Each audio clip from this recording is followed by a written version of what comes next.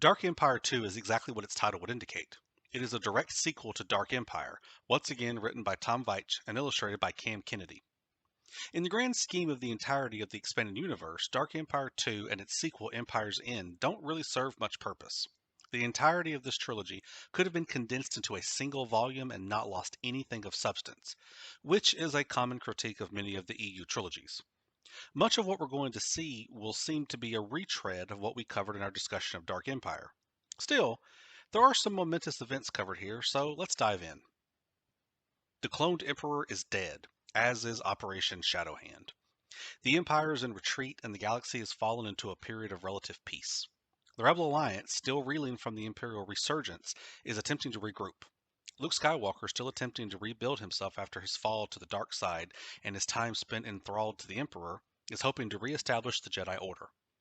He takes the recently redeemed Dark Jedi Cam Solusar to explore Pinnacle Base. Cam was a character that was intended to be introduced in the graphic novel taking place between Dark Empire and Dark Empire 2, meant to be called Lightsider. However, the story was cancelled, making Cam's sudden appearance here a bit jarring. Meanwhile, the Empire's new leader, Executor Cedrus, launches an attack on Balmorra, the planet responsible for the majority of AT-ST production, which rebelled after the clone Palpatine's death and began selling weapons to the Rebel Alliance. In the attack, Cedrus unleashes a new weapon, shadow droids, starfighters with the brains of fallen Imperial pilots empowered by the dark side inside of them. At Pinnacle Base, headquarters of the Rebel Alliance, Mon Mothma reveals that Balmorra's governor, Beltane, has arranged to send a shipment of battle droids to them. Wedge suggests routing the shipment through Biss, which will allow the Alliance to pick them up easier. Mon Mothma tells Luke to focus on reviving the Jedi Order. Luke turns to the holocron Leia found at the Emperor's palace on Biss and learns of an ancient Jedi location on Ossus. Han and Leia return to Nar Shaddaa in the hopes of locating Vima Dabota. On Biss, Executor Cedrus discovers that two dark-side adepts are killing the remaining Palpatine clones, hoping to seize control of the Empire for themselves. Cedrus executes them, and is shocked to see that one of the clones has been reborn. Palpatine orders Operation Shadowhand to recommence. Han and Leia arrive on Nar Shaddaa and search for Vima Dabota. They are ambushed by Boba Fett and a team of fellow bounty hunters and run afoul of an Imperial Star Destroyer. Ultimately, they are able to find the ancient Jedi and escape the planet, though the collateral damage to the Falcon is severe. Palpatine sends Cedrus and Dark Adept Vil Goyer to Ossus to capture Luke and Cam. On Ossus, Luke and Cam find two Force-sensitive children tied to a tree. Luke frees them, but they assume he is a danger, and the children's tribe try to kill the two Jedi, though they are unsuccessful. Suddenly, Cedrus and Goyer arrive with a squad of stormtroopers. Cam quickly kills Goyer, but Cedrus is able to take one of the children hostage, backing up against the large tree. Suddenly, the tree begins to move and attacks Cedrus. It is revealed that the tree is a long-forgotten Jedi Master, Ood Banar. Being a Neti, Banar has the ability to permanently transform into a large tree, which he did 4 millennia ago to thwart the efforts of the Sith Lord Exar Kun in his efforts to retrieve a cache of Jedi artifacts. Banar and Cedrus fight each other, with Cedrus drawing energy from the atmosphere of Ossus, and Banar drawing energy from the planet itself. The ensuing explosion of Force energy kills both of them. Luke finds the hidden artifacts along with a lost Jedi library. On Biss, Palpatine is admiring his latest superweapon, the Galaxy Gun. The Galaxy Gun was essentially a Death Star that did not need to travel to a particular planet to attack it, and was capable of destroying anything from a military base to an entire planet. It did this by firing light-speed torpedoes, missiles that could enter hyperspace to reach its target.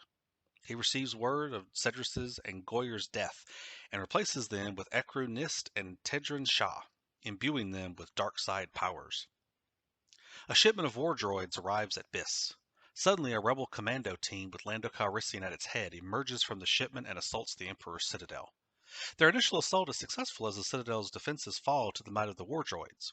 However, Palpatine releases the chrysalides, rancors that have been mutated by Sith alchemy into near invulnerable monsters. The rebel force is devastated, only escaping complete destruction due to rescue by a group of smugglers. Unbeknownst to them, Palpatine allowed their escape in order to track them and destroy their destination with the Galaxy Gun. Lando and the remaining members of the team return to Pinnacle Base on Dasucha 5. Palpatine fires the galaxy gun at the planet. The missile arrives and destroys the planet, but due to spies on Biss, the rebel leadership was able to evacuate the planet in time. While fleeing Boba Fett's bounty hunter team, Han directs the Falcon into a radioactive gas cloud and finds a hidden world within the nebula there called Ganath.